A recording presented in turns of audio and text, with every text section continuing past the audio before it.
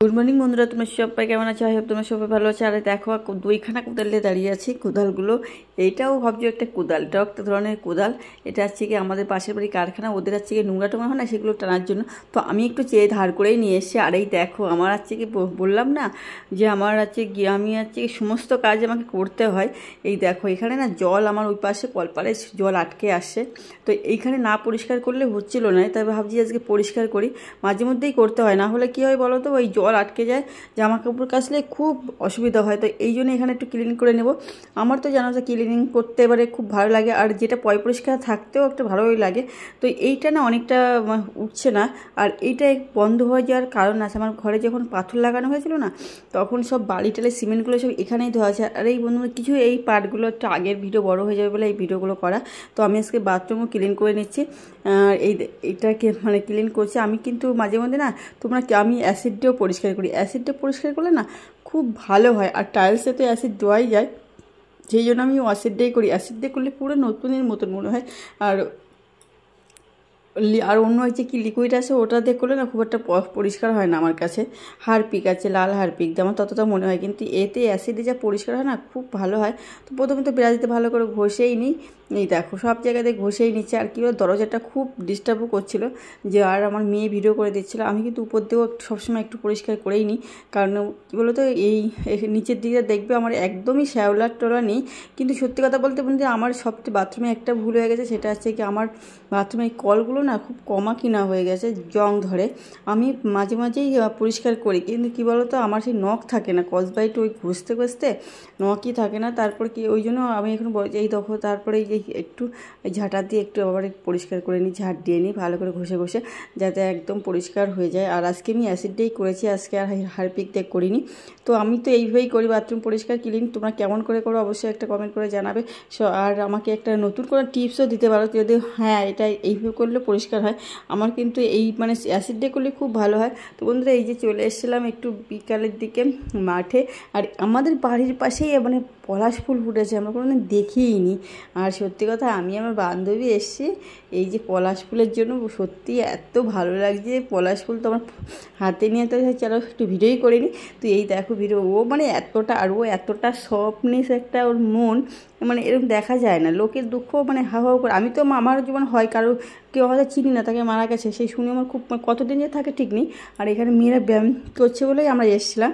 তো এই যে এত মশা এখানে, আমি সেই ডিমের যে খাপগুলো থাকে তাই জ্বালিয়ে নিয়ে চলে এসেছিলাম যে মশা ধরার জন্য। তো এই দেখো পলাশ ফুল। আর এই বন্ধুরা, এই এসে দেখি বাড়িতে একটা বিশাল একটা জিনিস, যেটা এটার মধ্যে একদম চৈত্র মাস পড়ে গেছে। তো চৈত্র মাসের 2 তারিখ, তো আজকে পড়ে গেছে, সেই চলে এসছে।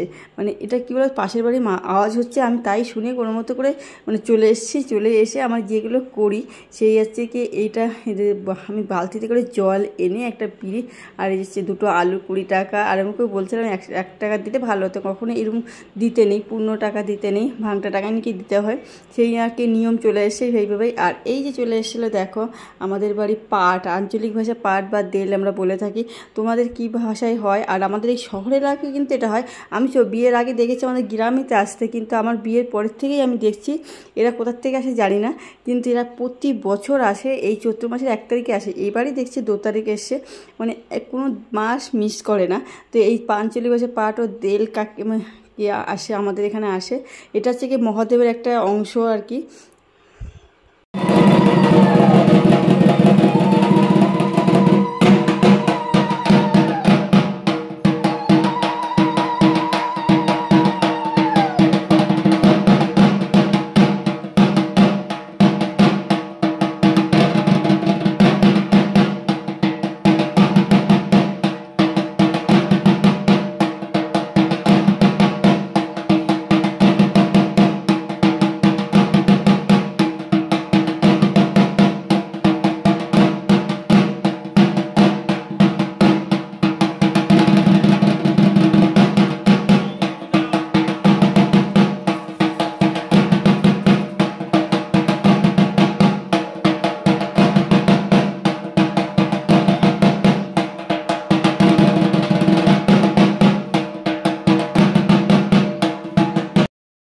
দেখো আমাকে মাথায় একটা টিপ আর শাখাতে একটু সিঁদুর দিলে মহাদেবের আছে মানে স্বামীর আয়ু কামনার জন্য এগুলো করে। আর এইটা দেখেছে এই যে পাট বা তেল আমরা সেখানে বলি, এটা একটা শিব ঠাকুরের অংশ।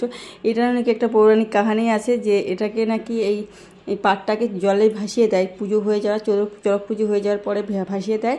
তারপরে আবার রাত্রিকে এই যখন চৈত্র মাস পড়ে তখন ঢাকঢোল পিটিয়েই নাকি চললে মানে আপনিই চলে আসে।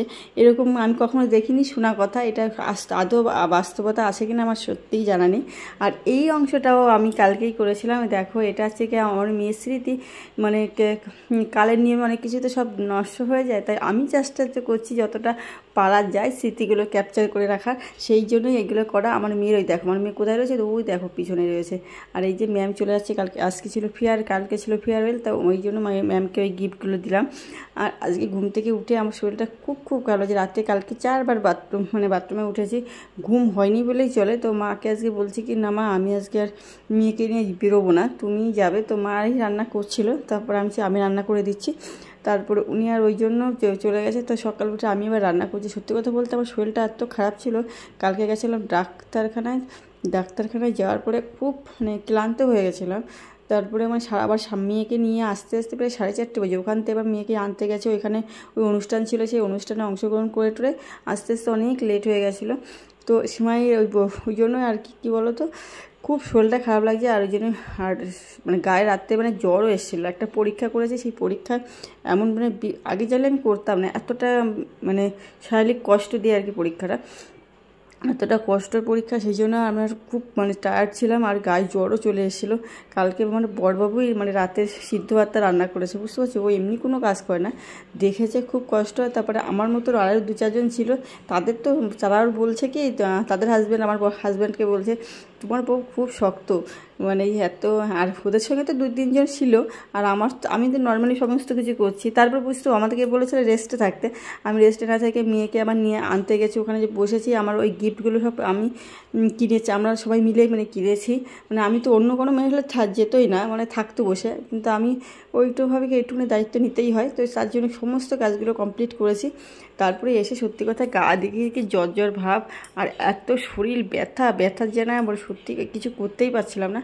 তো আজকে ভাবছি আর যাবো না স্কুলে, মেয়েকে নিয়ে ওই যে মাকে পাঠাবো। তা মার রান্নাটা আজকে কী করবো, তো এই পটল ভাজা, ডিম ভাজা আর লাউর তরকারি করলাম। মাছ নেই আজকে, কালকে আগের দিন বাজারে গিয়ে মাছ কিনতে পারিনি, কারণ স্কুল যদি অনেক টাইম হয়ে যায় না, স্কুল যদি 3:30 থাকে তখন কেউ মাছ টাছ কিনে বাড়ি আসতে পারে। কিন্তু ওই যে যখন 1:40 ছুটি যদি কোনো দিন দেয়, ওদিন 1:40 ছিল, সেই জন্য মাছ কিনে রাখলেই তো পৌঁছে যাবে।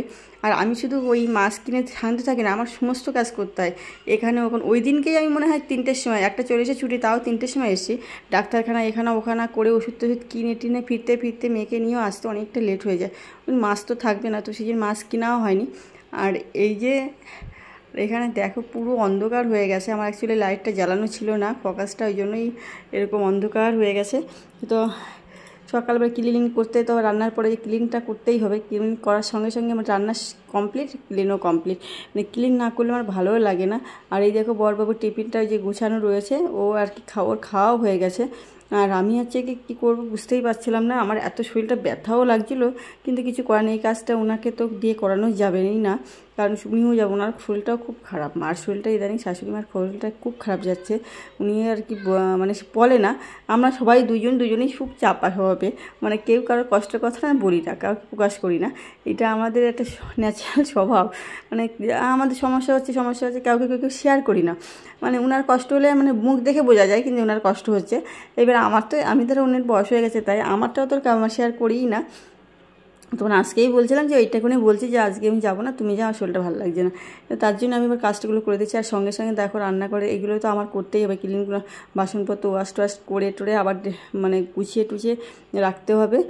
আর এইদিকে আমার কি হয়েছে বলো তো, আমার মেয়েটা ওই তো এখন মানে ভয়েস যখন করছি তখন হট করে দেখি পেটে ব্যথা করে উঠেছে, এত মুখটা ওই জন্য কুঁচকে গেল। মাঝে মাঝে হয় না হট করে পেটে ব্যথা, আমার মাঝে মাঝে পেটে ব্যথা, শরীরে বিশাল জানি না কী সমস্যা হবে, আর কদিন থাকতে পারবো কি জানি না। মানে খুব একটা প্রবলেম দেখা দিয়েছে, সেটা আমার ধরতে মানে বোঝা যাচ্ছে না, কিছু একটা সমস্যা হচ্ছে একটা। আর সেই সমস্যা হলে আর কিছু করার নেই। আর এইভাবে আর কি চলতে হবে, জীবন তো, জীবন এইভাবেই চালাতে হবে, না হলে তো চলবে না। মানে জীবনের চলার দরকার, চলতেই হয়, এটাই নিয়ম জীবনে। আর সত্যি কথা, আমি ওখানে যে মানে বললাম না কালকে ডাক্তারখানায় গেছি, ডাক্তারখানায় যে মানে এমন কোনো মানে অধিকাংশ লোকেরই রোগ, আমি যে এত লোক মানে বেঁচে থাকাটাই মানে কষ্ট এখন, মানে এত মানে সুস্থ স্বাভাবিক জীবন নেই, সমস্ত রোগে কেউ না কারো মানে এত লোক এত ভিড় হয় মানে ভাবাই যায় না। আর এই দেখো আমি সঙ্গে সঙ্গে বেসিনটাও মানে এটা আমি এগুলো রেগুলারই কাজ আমার, সঙ্গে সঙ্গে বেসিনও আমি মানে মেজে নিই, মেজে তারপরে আর কি আবার যে ধুয়ে নিই, মানে ধুয়ে টুয়ে দেখি মানে যাতে একটু নোংরাটা কম পড়ে। তাও ভাবছি আবার পয়লা বৈশাখ তো এসেই গেল, আবার ভাবছি একটু অ্যাসিড দিয়ে করব। এগুলো আমি অ্যাসিড দিয়ে মাঝে মধ্যে করি, বছরে 2 টাইম, পুজো আর আজকে পয়লা বৈশাখ আসলে বছরে 6 মাস অন্তর অন্তর একদম ডিপ ক্লিন করা বলা যাকে, সেটাই করে নিই। আমি জল দিয়ে ধুয়ে দিলাম। তো বন্ধুরা, আমার ক্লিনিং ব্লগটা কেমন লাগলো আর অবশ্যই শেয়ার করবে আর একটু কমেন্ট করবে। আর যদি ভালো চ্যানেলে নতুন এসে থাকো, একটু চ্যানেলটাকে একটু সাবস্ক্রাইব করে রাখবে, তাহলে আমার খুব ভালো হয়। আর প্লিজ সবাই ফুল টাইম ওয়াচ করো, আমি তোমাদেরকে বলছি। আর যারা আমার ভিডিও দেখছো অবশ্যই একটা কমেন্ট করো।